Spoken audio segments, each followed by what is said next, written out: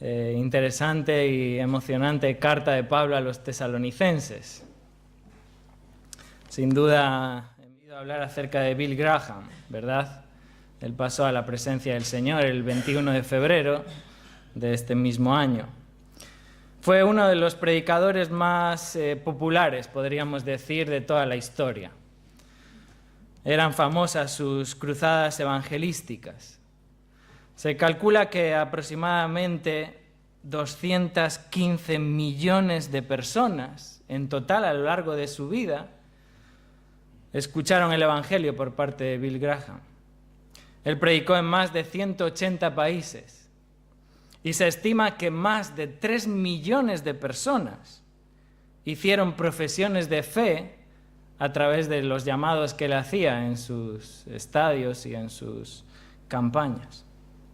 Pero una de las preguntas que muchos se hacían en aquel entonces y que han estado siempre ahí presentes es, bueno, ¿cuántas de estas conversiones son realmente auténticas? Y no me cabe ni la menor duda de que muchos de los que fueron al frente en esos estadios han sido verdaderamente salvos. He tenido la oportunidad de conocer a alguno. Pero también no me cabe la menor duda de que muchos otros de los que fueron ahí delante no son salvos. Entonces, ¿cuál es la evidencia de una conversión auténtica? ¿Cuáles son los resultados de una verdadera conversión? Y el apóstol Pablo contesta a esta pregunta en los versículos que vamos a estar considerando en esta mañana, en 1 Tesalonicenses, capítulo 1. Una auténtica conversión. La iglesia en Tesalónica estaba evidenciando, era realmente un ejemplo de una conversión auténtica. David Burt, muchos conocéis a nuestro querido hermano, en su comentario acerca de esta epístola, él dice esta frase: si queremos saber cuáles son las marcas fundamentales de una asamblea de personas verdaderamente salvas, no podemos hacer nada mejor que meditar en las cualidades de los tesalonicenses que están enumeradas en estos versículos. Así que eso es lo que vamos a hacer en esta mañana. Hoy os invito a que leamos juntos 1 Tesalonicenses, capítulo 1, verso 6. Versos 6 al 8 es el pasaje para esta mañana. Dice el verso 6, 1 Tesalonicenses 1, verso 6, y vosotros vinisteis a ser imitadores de nosotros y del Señor, recibiendo la palabra en medio de gran tribulación, con gozo del Espíritu Santo, de tal manera que habéis sido ejemplo a todos los de Macedonia y Acaya que han creído. Porque partiendo de vosotros ha sido divulgada la palabra del Señor, no solo en Macedonia y Acaya, sino que también en todo lugar vuestra fe en Dios se ha extendido, de modo que nosotros no tenemos necesidad de hablar nada. La iglesia en Tesalónica verdaderamente había abrazado el Evangelio. Ya hemos estado considerando en domingos pasados cómo estos creyentes estaban evidenciando una verdadera salvación. Timoteo había sido enviado a Tesalónica cuando Pablo estaba en Atenas. Había sido enviado a Tesalónica para, oye, ¿qué pasa allí con los creyentes? Quería informarse acerca de cómo estaba la fe de estos que habían ido un paso al frente. Por eso Pablo, al recibir las noticias de Timoteo, estas grandes noticias de que estos hermanos siguen fieles al Señor, Pablo irrumpe en esta carta con una expresión de agradecimiento y gozo, alabando a Dios por la salvación de los tesalonicenses. ¿Qué mayor agradecimiento, hermanos? ¿Qué mayor agradecimiento a Dios podemos tener en nuestra vida?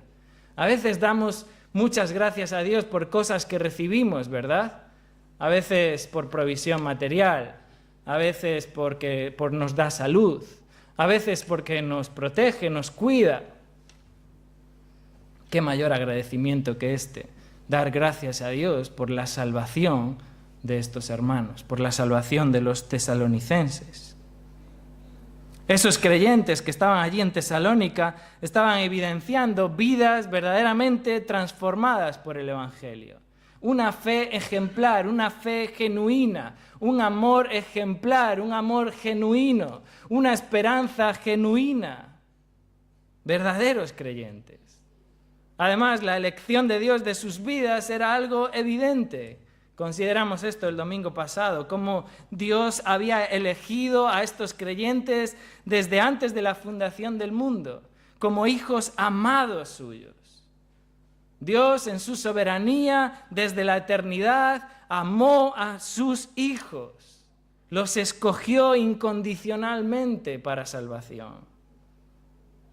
Así como Dios ama a su Hijo amado, a su único Hijo, a su Hijo unigénito, así ama Dios a sus hijos, a sus elegidos, a sus escogidos.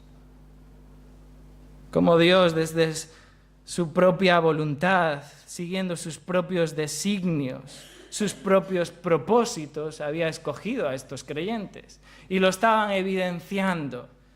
Y por eso el Evangelio no llegó a ellos solamente en palabras. Por eso el Evangelio en sus vidas no fue solamente una predicación verbal, sino en poder, leemos ahí en el versículo 5, en poder en el Espíritu Santo, siendo regenerados por el Espíritu Santo, siendo transformados por el Espíritu Santo, naciendo de nuevo por el Espíritu Santo. La conversión de los tesalonicenses no fue fruto de las palabras persuasivas del apóstol Pablo, no fue fruto del gran convencimiento humano, ni siquiera de la oratoria o de la excelencia de las palabras de Pablo, ni de Silas ni de Timoteo que estaban allí con él, sino que fue fruto de la obra regeneradora del Espíritu Santo, quien usó el Evangelio para corregir, para redarguir a estos creyentes, para traer plena convicción a sus vidas, convicción de pecado a sus vidas. El Espíritu Santo obrando con poder ahí en Tesalónica para traer a estas personas al arrepentimiento. Y el Espíritu Santo les hizo nacer de nuevo para una conversión auténtica, una conversión auténtica. Y notar cómo el apóstol Pablo conecta el versículo 6 con todo lo anterior. Realmente estamos considerando secciones divididas, pero esto es toda una sección, desde el versículo 2 al versículo 10. Y notar cómo Pablo en el versículo 6 conecta con el anterior. Dice el versículo 5, pues nuestro evangelio no llegó a vosotros en palabras solamente, sino también en poder, en el Espíritu Santo, en plena certidumbre. Y leemos en el verso 6, y vosotros vinisteis a ser imitadores de nosotros y del Señor. Esto es una consecuencia. Y vosotros vinisteis a ser imitadores de nosotros. El Evangelio no llegó solamente en palabras, sino en obra del Espíritu Santo. El Espíritu Santo regenerando vuestras vidas, y vosotros vinisteis a ser imitadores de nosotros. Y lo mismo sucede en el verso 7, fijaros en el verso 7 cómo comienza, diciendo, de tal manera que habéis sido ejemplo. Y aquí emplea el mismo verbo, habéis sido ejemplo, vinisteis a ser ejemplo, llegasteis a ser ejemplo. Así que por un lado no solamente vinisteis a ser imitadores de nosotros, sino que de tal manera vinisteis a ser también ejemplo. Por eso, en esta mañana, a la luz de estos versículos del 6 al 8, quisiera que considerásemos estos dos resultados de una conversión auténtica, dos consecuencias de una verdadera conversión, dos evidencias que deben estar presentes en la vida de aquel que manifiesta una conversión auténtica. Y el primer resultado de esta conversión auténtica lo he llamado sufrir por el Evangelio. Sufrir por el Evangelio. Dice el verso 6, vosotros vinisteis a ser imitadores de nosotros y del Señor, recibiendo la palabra en medio de gran tribulación, con gozo del Espíritu Santo. Los tesalonicenses estaban evidenciando que su conversión era auténtica porque estaban sufriendo por el Evangelio. Aún en medio de una gran tribulación, aún en medio de una gran persecución, aún en medio de una gran aflicción en sus vidas, estas personas estaban siguiendo a Cristo y lo estaban haciendo con gozo.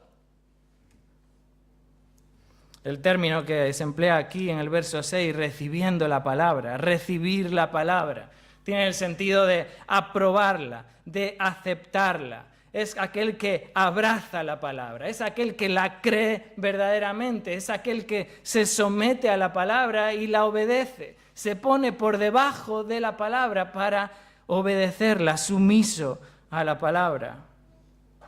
Evidentemente sabemos por el contexto que esta palabra hace referencia a la palabra del Evangelio. Este es nuestro Evangelio, este es el Evangelio que Pablo, que Silas, Timoteo había sido encargado para que predicasen. El Evangelio de Cristo, el Evangelio de salvación, la palabra de Dios. Si leemos en el capítulo 2, 1 Tesalonicenses 2, en el verso 13... leemos algo similar, dice así, 1 Tesalonicenses 2:13. Por lo cual también nosotros, sin cesar, damos gracias a Dios de que cuando recibisteis la palabra de Dios, que oísteis de nosotros, la recibisteis no como palabra de hombres, sino según es en verdad la palabra de Dios, la cual actúa en vosotros los creyentes. Y no solamente se trata de oír la palabra, sino que el énfasis aquí está en recibir la palabra. Podemos venir aquí cada domingo a oír la palabra, pero no recibir la palabra. Y muchos han estado por años y años sentados en los bancos de iglesias, oyendo la palabra, pero no recibiendo la palabra. Los tesalonicenses habían recibido la palabra, habían recibido el Evangelio, habían aceptado el Evangelio, habían abrazado por completo el Evangelio. Y en este sentido, hermanos, esto es una obra divina. Esto es obra de Dios. Esto es una obra del Espíritu Santo. Porque, ¿qué dice la Escritura? 1 Corintios 2:14. El hombre natural no percibe las cosas que son del Espíritu.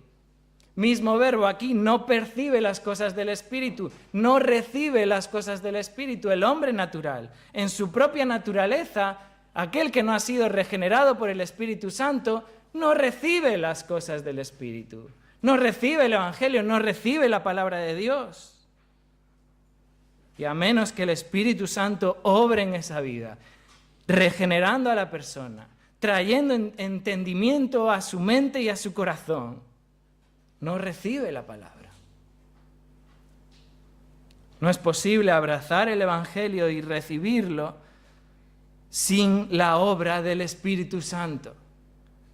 Es necesario que el Espíritu Santo obre, trayendo luz a la persona, porque el ser humano está muerto en sus delitos y pecados y necesita ser regenerado por el Espíritu Santo para venir a una auténtica conversión. Pero el hecho de recibir el Evangelio a los tesalonicenses, de haber abrazado el Evangelio de una forma genuina, les había llevado a sufrir tribulación. Les había llevado a sufrir una fuerte aflicción. Aquí el término tribulación hace referencia a una presión que es intensa. No sé cuántos de vosotros habéis vendimiado alguna vez. Yo nunca lo he hecho. Pero esta presión que se ejerce sobre las uvas para sacarle ahí su jugo por completo, cuando la prensa está bien fuerte sobre las uvas. Una presión intensa en la vida. Una gran tribulación. Y estos creyentes estaban viviendo en medio de esta fuerte presión. Una fuerte presión que sin duda venía de su cultura, de su ambiente. Si regresamos ahí a Hechos 17, recordando en cómo el Evangelio llegó a Tesalónica, Hechos 17.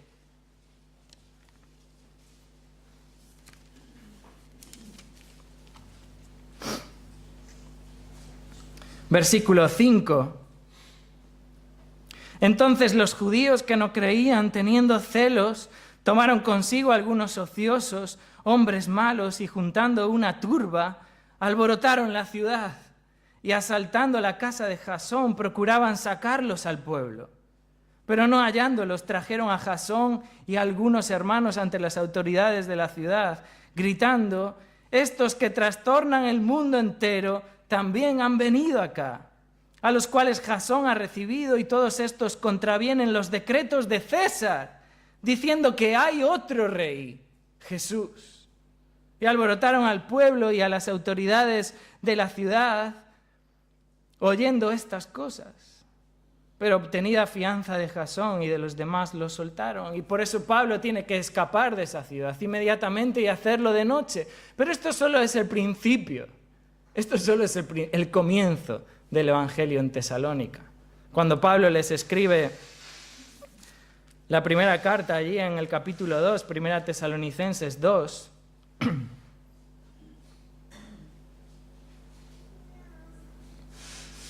en el verso 14,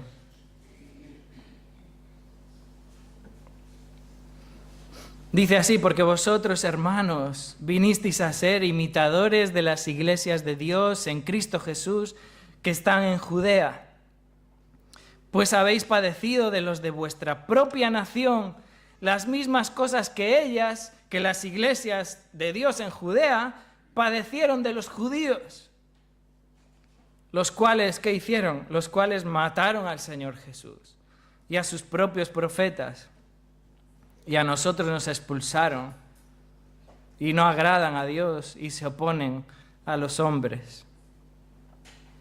Los tesalonicenses estaban siendo acusados, probablemente estaban sufriendo persecución, estaban siendo maltratados, estaban siendo extorsionados, estaban siendo condenados y acusados injustamente. Probablemente incluso alguno podría haber muerto a causa del Evangelio. Estáis padeciendo lo mismo que las iglesias de Judea padecieron de los propios judíos. Pablo ya les había anunciado que sufrirían tribulación, ¿verdad? Esto ya se lo había dicho, pero aún así los tesalonicenses no negaron el Evangelio. Se permanecieron firmes en su fe, en la fe en Cristo, no negaron a Cristo. Ellos entendieron bien lo que Pablo más tarde le dijo a los filipenses en Filipenses 1:29. Porque a vosotros os es concedido a causa de Cristo no solo que creáis en Él, sino también que padezcáis por Él. Sufrir por el Evangelio. Y el Evangelio trajo consigo padecimiento a sus vidas, sufrimiento, gran tribulación. Pero hermanos, el Evangelio también trajo gozo. El mismo Evangelio que trajo tribulación también trajo gozo del Espíritu Santo. La obra del Espíritu Santo en sus vidas, en aquellos creyentes, estaba permitiendo que viviesen aquella tribulación con gozo. El gozo no es una consecuencia natural de nuestras vidas. Si sufrimos aflicción, no consecuentemente hay en nuestras vidas gozo, hermanos. El ser humano, por su propia naturaleza, en una tribulación, ¿qué hacemos? Nos quejamos. Nos quejamos de lo que sufrimos, nos quejamos de lo que padecemos. Pero el Espíritu Santo produce gozo, un gozo en medio de la prueba.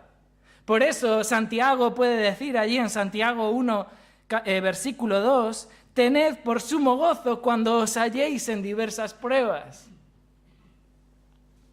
Por eso el apóstol Pedro en 1 Pedro 4:12 puede decir: amados, no os sorprendáis del fuego de prueba que os ha sobrevenido.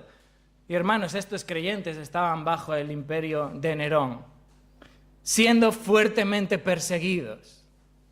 Hermanos, no os sorprendáis del fuego de prueba que os ha sobrevenido, como si alguna cosa extraña os aconteciese, sino gozaos, por cuanto sois participantes de los padecimientos de Cristo.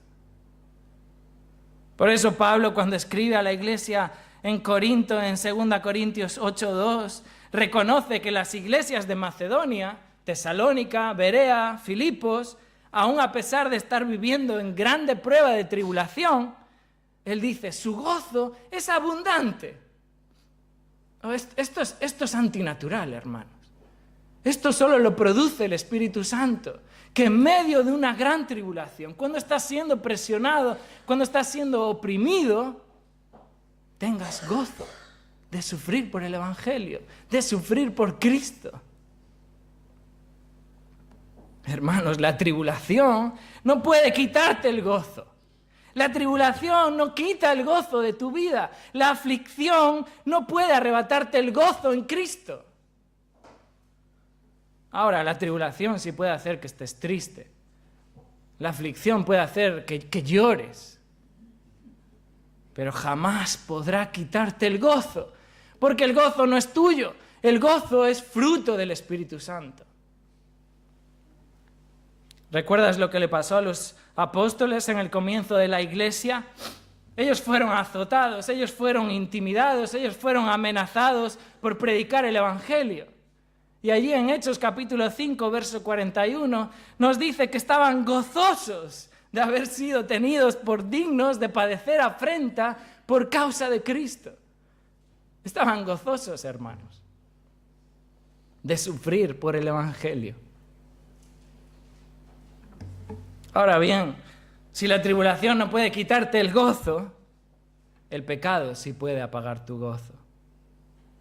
El pecado en tu vida sí puede apagarte el gozo. La manera en la que tú enfrentas la tribulación puede apagar tu gozo. En la manera en cómo te revelas a los planes de Dios para tu vida puede apagar tu gozo. Tu egoísmo puede apagar tu gozo. Tu soberbia puede apagar tu gozo. El buscar tus propios deleites en la vida y no la gloria de Dios puede apagar tu gozo. Pero la tribulación jamás podrá quitarte el gozo. Sufrir con gozo por el Evangelio. Este es el resultado de una verdadera conversión. Este es el resultado de una conversión auténtica. Este es el ejemplo del apóstol Pablo. Este es el ejemplo de los apóstoles. El mismo apóstol Pablo que sufrió cárceles, que sufrió azotes, que sufrió peligros de muerte, quien fue apedreado, quien sufrió naufragio, quien estuvo en trabajo y en fatiga, quien estuvo en hambre y en sed, quien pasó frío y desnudez. El apóstol Pablo, que allí escribiendo a Corinto, en 2 Corintios 6:9 dice, estuvimos como desconocidos, pero bien conocidos. Estuvimos como moribundos, mas he aquí vivimos. Estuvimos como castigados, pero no muertos. Como entristecidos, mas siempre gozosos. Como pobres, mas enriqueciendo a muchos. Como no teniendo nada, pero poseyéndolo todo. Esto es obra del Espíritu Santo en la vida. Y esto manifiesta una conversión genuina. Sufrir por el Evangelio. Y por eso dice Pablo que los tesalonicenses llegaron a ser imitadores de nosotros y del Señor. Porque estaban sufriendo por el Evangelio. Sufriendo con gozo. El hecho de sufrir con gozo los hizo ser imitadores de Pablo, de Silas, de Timoteo y a su vez de Cristo. Y Pablo no está aquí anteponiéndose él mismo al Señor. Fijaros que él menciona antes imitadores de nosotros y del Señor. Pablo no está aquí como siendo más importante o creyéndose más importante que el propio Señor, sino que Pablo lo que está diciendo es que imitarle a él llevaría a estos creyentes como consecuencia imitar a Cristo. Porque Pablo imitaba a Cristo. Porque Pablo proveía un modelo de una vida piadosa que imitaba a Cristo. Por eso Pablo podía decir, sed imitadores de mí, así como yo de Cristo. sufrir con gozo por el Evangelio. Pero hermanos, hoy los cristianos no quieren sufrir. Hoy en día no queremos sufrir por el Evangelio. Cuanto menos enfrentamiento con los no creyentes, mejor.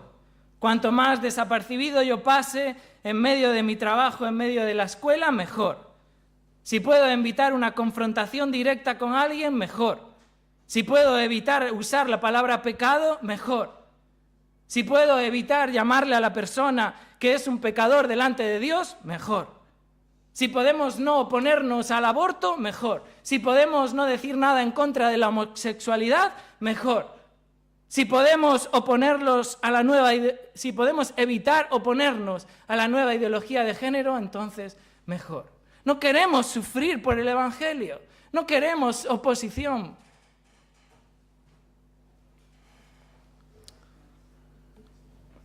Pero ¿quién dijo que seguir a Cristo fuese fácil? ¿Quién dijo que no tendrías que sufrir por el Evangelio? Porque Jesús dijo todo lo contrario.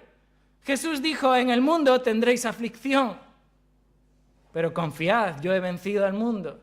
Jesús dijo, el que no carga su cruz y viene en pos de mí no puede ser mi discípulo. Sufrir por el Evangelio es una evidencia, es un resultado de una conversión genuina. Y la verdad es que en algún momento u otro de tu vida llegará un momento, un tiempo en tu vida que tendrás que sufrir por el Evangelio. Tendrás que defender la verdad del Evangelio. Tendrás que llamar pecado al pecado. Tendrás que exaltar a Cristo y no negarle. Tendrás que defender su nombre y no callar. Estés donde estés. Es muy sencillo poder hacerlo aquí. Estés donde estés.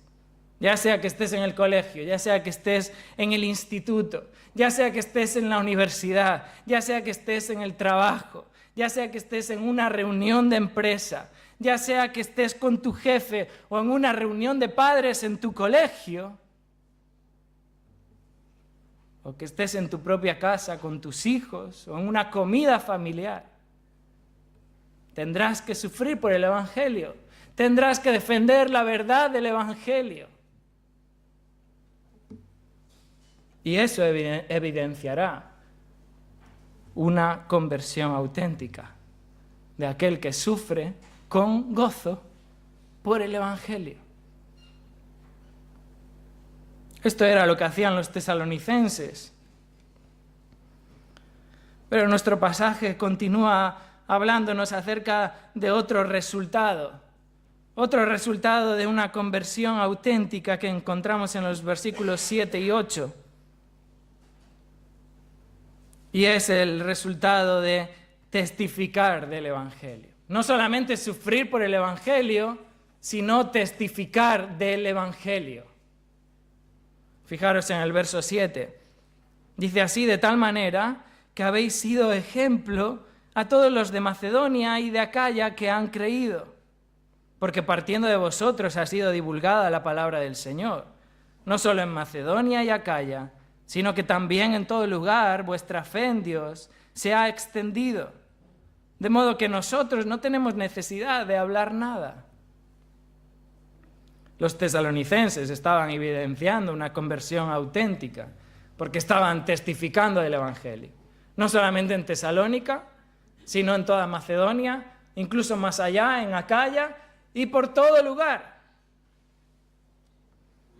Y notar de nuevo, como mencionamos antes, que Pablo enlaza los versículos 6 y 7. Y usando esta palabra en el verso 7, de tal manera, de nuevo la obra del Espíritu Santo en sus vidas por medio del Evangelio, no solamente había producido que fueran imitadores de Cristo y de los apóstoles sufriendo por el Evangelio, sino que también había producido que eran ejemplo para las iglesias testificando de Cristo. Este era el resultado del Evangelio. Este era el resultado de una conversión auténtica. El Evangelio no solamente los había hecho imitadores, sino también los había hecho ejemplo. Y el término ejemplo aquí del versículo 7 tiene la idea de un patrón, un modelo a imitar. La palabra se usaba en el sentido de como un molde. Tú quieres lograr una forma determinada cuando haces repostería o algo, usas un molde y luego obtienes esa forma. O la idea de un sello. Tú tienes un sello porque quieres lograr una determinada marca. Así que esa palabra que se usaba, sello, es esta misma palabra que se usa aquí como ejemplo, un modelo a imitar. Los tesalonicenses se habían convertido en esto, en un ejemplo a imitar, en un modelo de iglesia para todos los creyentes, todos los que habían creído en Macedonia, en Acaya. Macedonia y Acaya juntos es prácticamente lo que hoy es Grecia. Nuestros hermanos Carlos y Manoli van a estar ahí próximamente. Tesalónica era un ejemplo para toda Grecia. Grecia es más o menos como cuatro veces Galicia. 4 Galicias o 5, eso es Grecia. No es algo pequeño. Tesalónica era ejemplo para todo eso. Y Pablo añade en el verso 8 que eran ejemplo porque testificaban del Evangelio. Este era el resultado de su conversión, testificar del Evangelio. Los tesalonicenses fueron conocidos en toda Grecia por su testimonio del Evangelio. En primer lugar, un testimonio que se manifestaba en sus vidas a través de proclamar el Evangelio. Pero en segundo lugar, también un testimonio que se mostraba en sus vidas en la manera en cómo vivían el Evangelio. Proclamar el Evangelio y vivir el Evangelio. Ahora, hermanos, no podemos vivir el Evangelio sin proclamar el Evangelio. Hemos caído en cierto error de considerar que la mejor forma de predicar el Evangelio es con la vida de uno mismo. Esto no está en la Escritura, hermanos. La mejor forma de predicar el Evangelio es predicando el Evangelio. Claro que sí es importante vivir una vida consecuente con lo que predicamos. Por supuesto que sí, una vida que sea coherente con lo que predicamos. Pero la mejor forma de predicar el Evangelio no es solamente con la vida de uno. Necesitamos predicar el Evangelio. Esto es lo extremadamente necesario y urgente. Esto es lo que hablamos también el domingo pasado. Notar lo que Pablo dice cuando Pablo es expulsado de Tesalónica, lo cuenta ahí en 1 Tesalonicenses 2:16.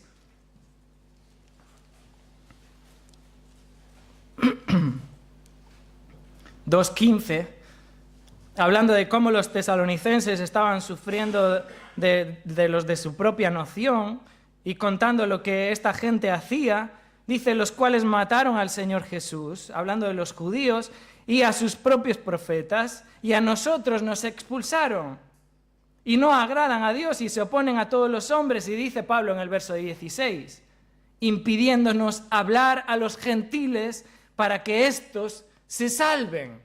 Necesitamos predicar el Evangelio para que las personas se salven.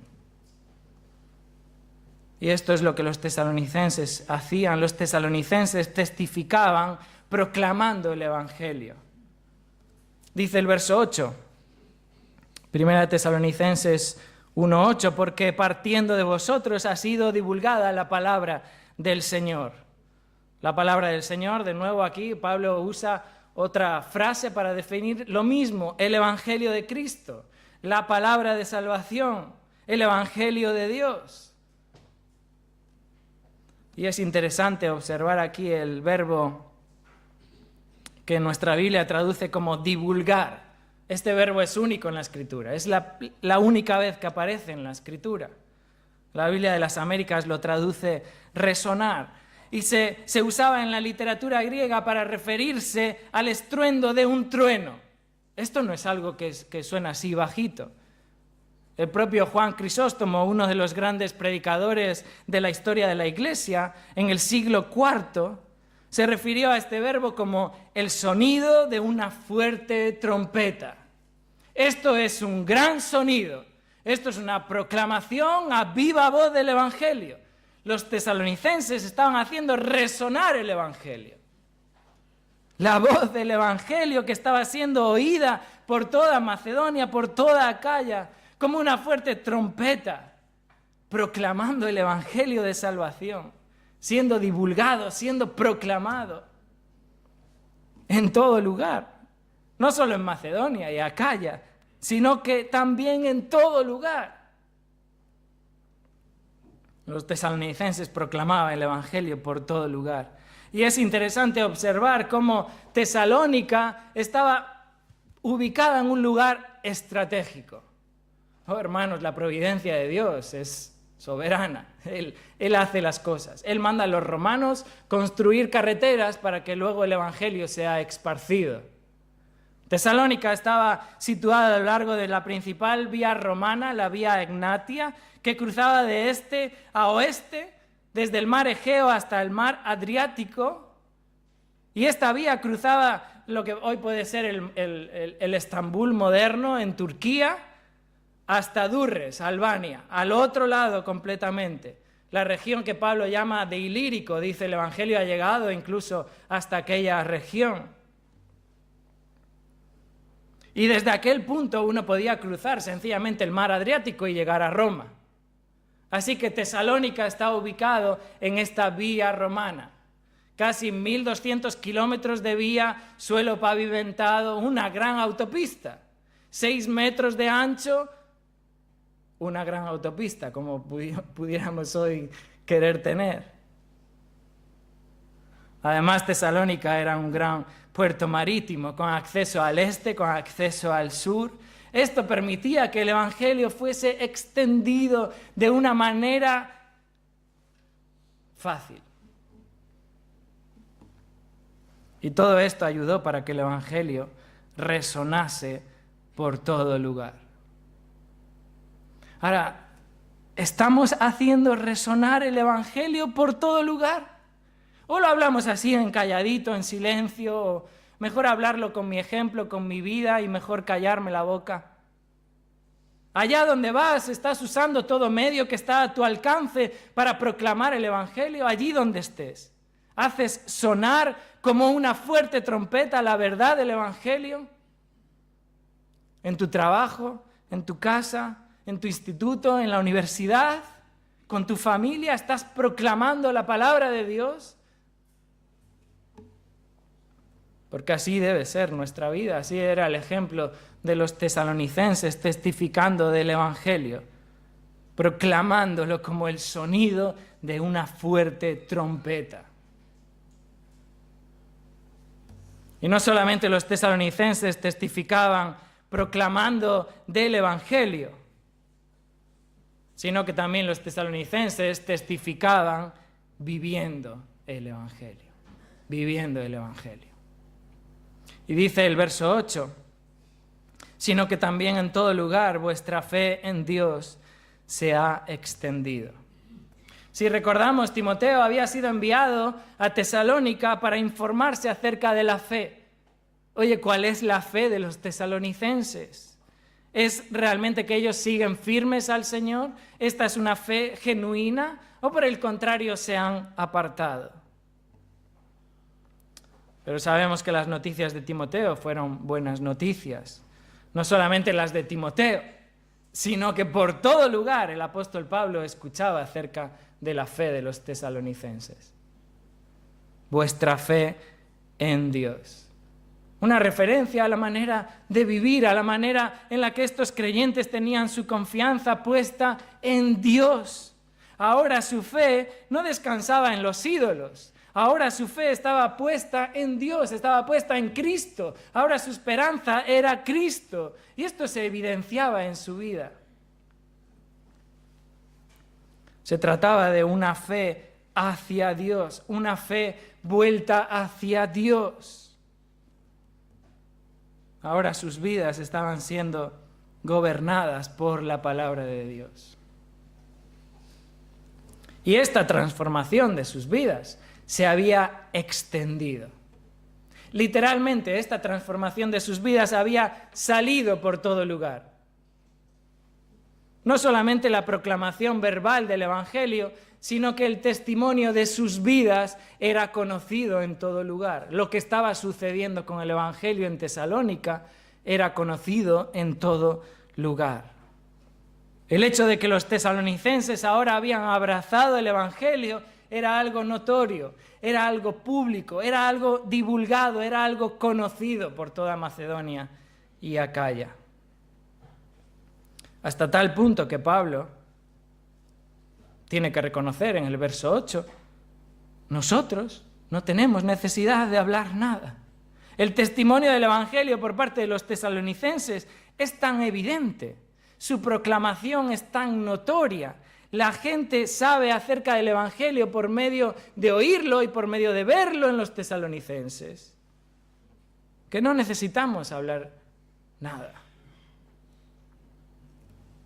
Claro, Pablo siguió predicando el Evangelio. El punto aquí no es que entonces ellos hicieron la predicación del Evangelio inútil. El énfasis no es que por lo tanto ya Pablo se fue a su casa, sino que el testimonio era tal, testificaban del Evangelio de tal manera que era algo súper notorio. No solamente en Macedonia, no solamente en Acaya, sino en todo lugar. Y no solamente por medio de la predicación del Evangelio, sino por medio de una vida coherente con el Evangelio. La pregunta para nosotros es sencilla, ¿es evidente el Evangelio en nuestras vidas? Si tuviésemos que poner nuestra vida y el Evangelio de Cristo, ¿coinciden, son coherentes? Los que te rodean en tu círculo más íntimo pueden evidenciar el Evangelio. ¿Conocen tu fe? ¿Conocen acerca de la fe que tienes? ¿De dónde está puesta tu confianza? Nuestra vida debe ser una proclamación del Evangelio.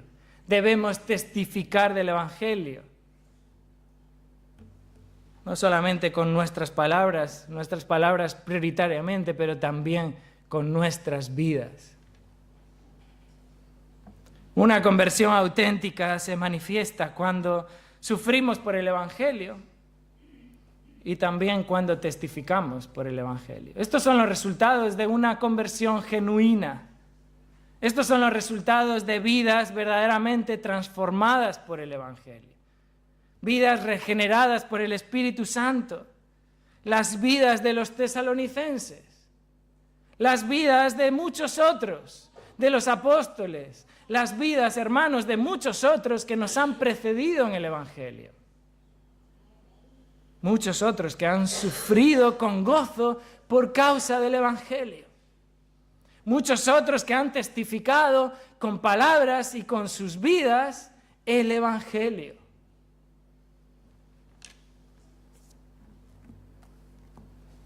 Y debemos de examinar nuestras vidas. Y debemos de hacernos la pregunta de si hay estos resultados en mi vida. Si puedo observar estos resultados en mi vida. Si estoy sufriendo con gozo por el Evangelio, defendiendo el Evangelio, defendiendo el nombre de Cristo. Y si estoy testificando, proclamando el Evangelio allí donde Dios te ha puesto.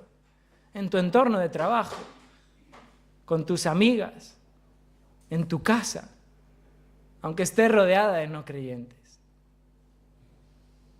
Proclamando el Evangelio, no solamente con tus palabras, sino también con una vida coherente, porque esto manifiesta una genuina conversión. Y es mi oración, que seamos confrontados con la palabra que es de Dios, la palabra que es divina, la palabra que está escrita para redarguir nuestras vidas, para buscar en lo más íntimo de nuestras vidas.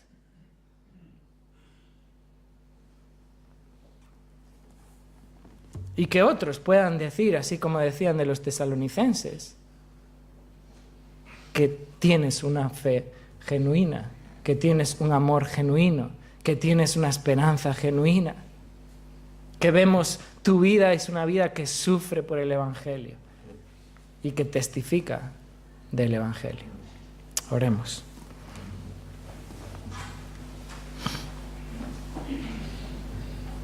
Señor, te damos gracias una vez más en esta mañana por tu palabra. Te damos gracias por la manera, Señor, en que tú te has dirigido a nosotros con estas palabras, inspiradas por ti, salidas, Señor, de tu propio, exhaladas por ti. Señor, ayúdanos a recibirlas. Obra, Señor, por medio del Espíritu Santo en nuestras vidas para recibir estas palabras y para obedecerlas, para someternos a ellas, Señor. Y danos fuerza, Señor. Y que tu Espíritu, Señor, produzca gozo en nuestras vidas. Y que podamos, Señor, apartarnos del pecado para vivir vidas, Señor, que te agraden a ti. No vivir religión, Señor. Vivir vidas entregadas a ti, Señor. Transformadas por el Evangelio. Y que eso pueda redundar, Señor, en que proclamamos a viva voz el Evangelio y lo vivimos, Señor. Esa es nuestra oración y lo hacemos en el nombre de Cristo. Amén.